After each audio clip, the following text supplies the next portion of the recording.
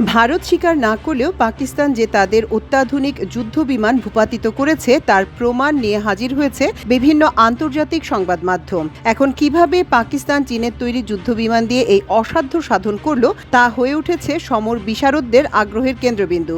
ইতিমধ্যেই শুরু হয়ে গেছে চুলচেরা বিশ্লেষণ। ভবিষ্যতেও যে এ নিয়ে বিস্তর গবেষণা হবে তা নিঃসন্দেহে বলা যায়। এর কারণ হচ্ছে এর ডগফাইট বিশ্লেষণ করে যদি কোনো গুরুত্বপূর্ণ তথ্য পাওয়া যায় তাহলে তা ভবিষ্যতের যুদ্ধে কাজে লাগানো যাবে। দুই মার্কিন কর্মকর্তা রয়টার্সকে জানিয়েছেন, চীনের তৈরি একটা পাকিস্তানি যুদ্ধবিমান বুধবার কমপক্ষে দুটি ভারতীয় সামরিক বিমান ভূপাতিত করেছে। বেইজিংয়ের উন্নত যুদ্ধবিমানের জন্য এটি একটি বড় মাইলফলক। আকাশে যুদ্ধবিমানগুলোর মধ্যে ডগফাইট এ বিষয়ে গবেষণা করতে সামরিক বাহিনীগুলোর জন্য বিরল সুযোগ বয়ে আনে। এর মাধ্যমে সেনাবাহিনীগুলো পাইলটের অবদান, যুদ্ধবিমান এবং আকাশ থেকে আকাশে নিক্ষেপযোগ্য ক্ষেপণাস্ত্রের কর্মদক্ষতা অধ্যয়ন করতে পারে। পরবর্তীকালে সেই জ্ঞান ব্যবহার করে যুদ্ধের জন্য প্রস্তুত করতে পারে তাদের নিজস্ব বিমান বাহিনীকে।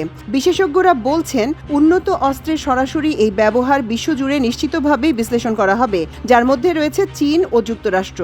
দেশ দুটি তাইওয়ান বা বৃহত্তর ইন্দো প্রশান্ত মহাসাগরীয় অঞ্চলে সম্ভাব্য সংঘাতের জন্য প্রস্তুতি নিচ্ছে।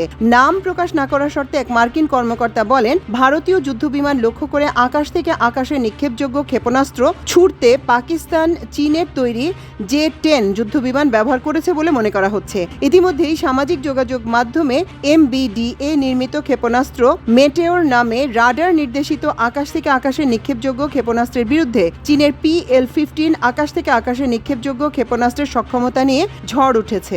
যদিও এই ক্ষেপণাস্ত্রগুলো ব্যবহার করা হয়েছে কিনা তা আনুষ্ঠানিকভাবে নিশ্চিত হওয়া যায়নি। ইন্টারন্যাশনাল ইনস্টিটিউট ফর স্ট্র্যাটেজিক স্টাডিজের সামরিক মহাকাশ বিভাগের সিনিয়র ফেলো ডগলাস ব্যারি তিনি বলেন, চীন, যুক্তরাষ্ট্র এবং বেশ কয়েকটি ইউরোপীয় দেশ যতটা সম্ভব সত্য উদ্ঘাটনে অত্যন্ত আগ্রহী হবে। তারা জানতে চাইবে ডগফাইটে কি কৌশল, পদ্ধতি বা প্রক্রিয়া ব্যবহার করা হয়েছে। এর পাশাপাশি তাদের আগ্রহের কেন্দ্রে থাকবে এটা জানা যে কোনো ধরনের অস্ত্র ব্যবহার করা হয়েছে, কোনটি কাজ করেছে এবং কোনটি করেনি। চীনের ক্ষেপণাস্ত্র প্রসঙ্গে প্রতিরক্ষা শিল্পের এক নির্বাহী বলেন, PL-15 একটি বড় সমস্যা। এটি এমন একটা বিষয় যার প্রতি মার্কিন সামরিক বাহিনী অনেক বেশি মনোযোগ দেয়। ভারত পাকিস্তান লড়াইয়ের বয়স যখন বাড়ছে তখন তা চীনের জন্য বড় সুযোগ হয়ে এসেছে। এর মাধ্যমে দেশটি সমৃদ্ধ গোয়েন্দা তথ্য সংগ্রহের সুযোগ পাচ্ছে, কেননা পাকিস্তান চীন নির্মিত যুদ্ধবিমান এবং অন্যান্য অস্ত্র ব্যবহার করছে। নিরাপত্তা বিশ্লেষক এবং কূটনীতিকরা বলছেন, চীনের সমরাস্ত্র আধুনিকীকরণ এমন এক পর্যায়ে পৌঁছেছে যেখানে তারা তার সীমান্ত স্থাপনা এবং ভারত মহাসাগরের নৌবহরের পাশাপাশি মহাকাশ থেকেও ভারতীয় কর্মকাণ্ড গভীরভাবে পর্যবেক্ষণ করার ক্ষমতা রাখে। সিঙ্গাপুর ভিত্তিক নিরাপত্তা বিশ্লেষক আলেকজান্ডার নেইল বলেন, গোয়েন্দা দৃষ্টিকোণ থেকে এটি চীনের সীমান্তে একটি বিরল সুযোগ নিয়ে এসেছে, যেখানে তার সম্ভাব্য প্রতিপক্ষ জড়িত। উত্তেজনার মধ্যে ভারত ইসরায়েল নির্মিত ড্রোন নিয়ে জুয়া খেলছে। গত বৃহস্পতিবার থেকে দেশটি পাকিস্তানে এই ড্রোনের সাহায্যে হামলা করেছে, যা দুই পারমাণবিক লাগাতার হামলার শক্তিধর প্রতিবেশীর মধ্যে সংঘাতের গতিশীলতায় এনেছে নাটকীয় পরিবর্তন।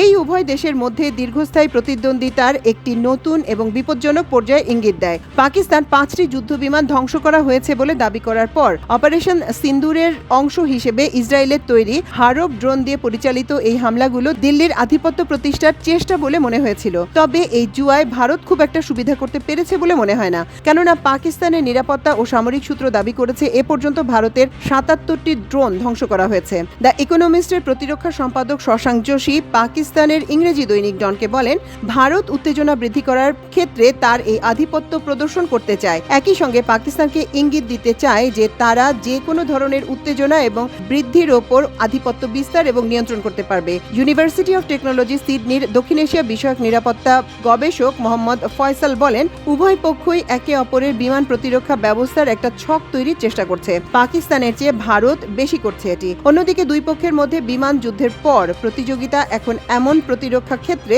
যেখানে উভয় পক্ষই অপারেশনাল সুবিধা অর্জনের চেষ্টা করছে। মাল্টিমিডিয়া ডেস্ক, আমার দেশ।